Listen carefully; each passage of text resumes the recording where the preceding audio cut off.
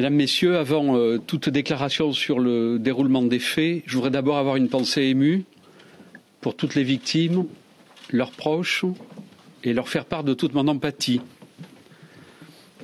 Une enquête a donc été ouverte. Venez, Monsieur Petit. Une enquête a donc été ouverte en flagrance par la section antiterroriste du parquet de Paris.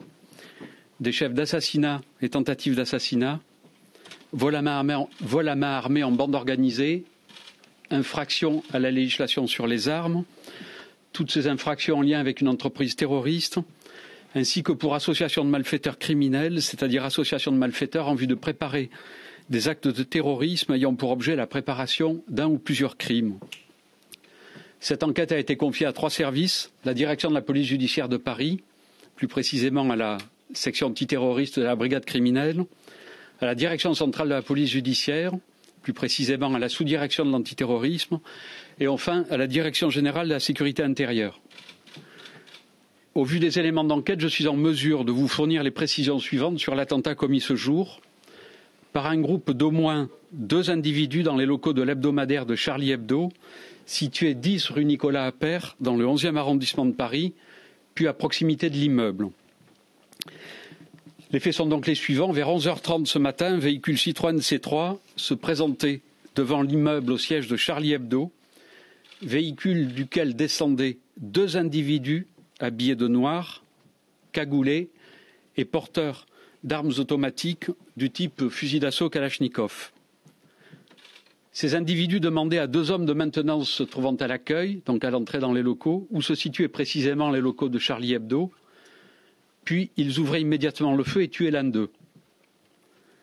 Les individus se rendaient ensuite dans les locaux de Charlie Hebdo au 2e étage et se dirigeaient vers la salle de rédaction où se trouvait regroupé l'ensemble de l'équipe du journal. Les 2 hommes ouvraient alors le feu en rafale et tuaient 10 personnes, parmi lesquelles figuraient 8 journalistes, un policier du service de protection des personnalités qui était affecté à la protection d'un des responsables du journal et un invité. Selon un témoin, les tireurs criaient Allah Akbar et affirmaient vouloir venger le prophète. Ils quittaient immédiatement les locaux et s'engouffraient dans le véhicule Citroën C3 de couleur noire qu'ils avaient laissé sur la voie publique stationnée devant l'immeuble. Empruntant la rue de l'Allée Verte, qui est une rue perpendiculaire à la rue Nicolas Appert, ils se retrouvaient face à une patrouille police sérigraphiée, entraînant un premier échange de coups de feu sans blessés. Ils se trouvaient ensuite face à une patrouille de police en VTT qui patrouillait, rencontre qui provoquait une 2e salve de tir, là encore sans blessés. Et enfin, 3e acte, déboulant au boulevard Richard Lenoir, les mises en cause déclenchaient une 3e fusillade contre une patrouille de fonctionnaires de police, au cours de laquelle l'un des fonctionnaires, membre du commissariat du 11e arrondissement, était touché, puis froidement abattu au sol. Les mises en cause, au nombre de 3, selon un témoignage recueilli, qui est en l'occurrence le témoignage d'une personne avec laquelle ils allaient avoir un accident. Les mises en cause, donc au nombre de 3, selon ce témoignage, poursuivaient leur route vers le nord de Paris et percutaient violemment un véhicule Volkswagen Touran, place du colonel Fabien, dans le 19e arrondissement, blessant la conductrice. Ils tentaient de poursuivre leur route, mais devaient finalement abandonner précipitamment leur voiture au niveau de la rue de Meaux, toujours dans le 19e arrondissement, et braquaient alors le conducteur d'un véhicule de marque Clio.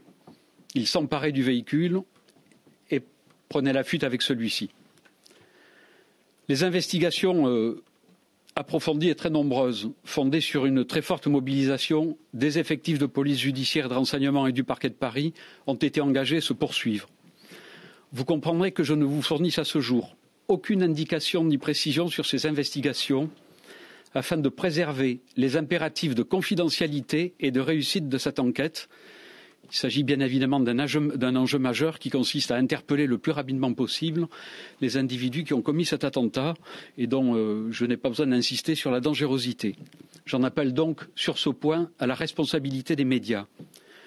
Je peux vous préciser qu'un autre point de presse sera organisé dès que nous pourrons vous communiquer d'autres informations sans nuire au déroulement des investigations.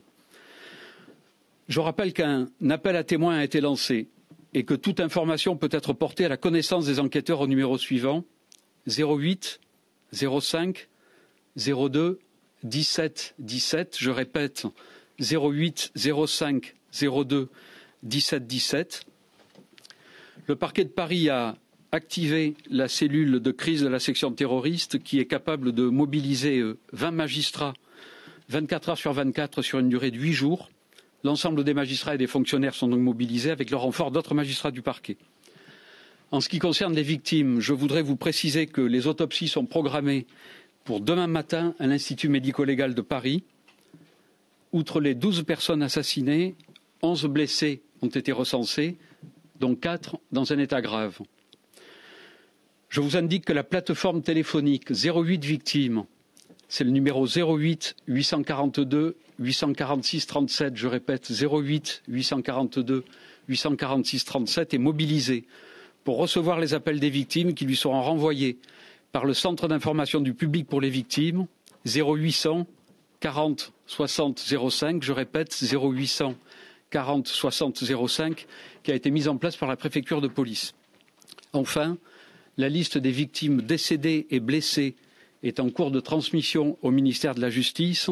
Cette transmission est importante parce qu'elle va mettre en mesure le ministère de la Justice et lui permettre, d'une part, d'activer le réseau d'aide aux victimes, INAVEM, Institut national d'aide aux victimes et de médiation, et Paris Aide aux victimes, et d'amorcer la prise en charge psychologique et juridique des victimes et des membres de leur famille, et d'autre part, de saisir le préfet du département afin d'organiser dans les semaines qui viennent le guichet unique victime qui est destiné à permettre aux victimes de pouvoir accomplir toutes les démarches nécessaires à la prise en charge et à la réparation de leurs préjudices dans un lieu unique. Voilà, je vous remercie de votre attention.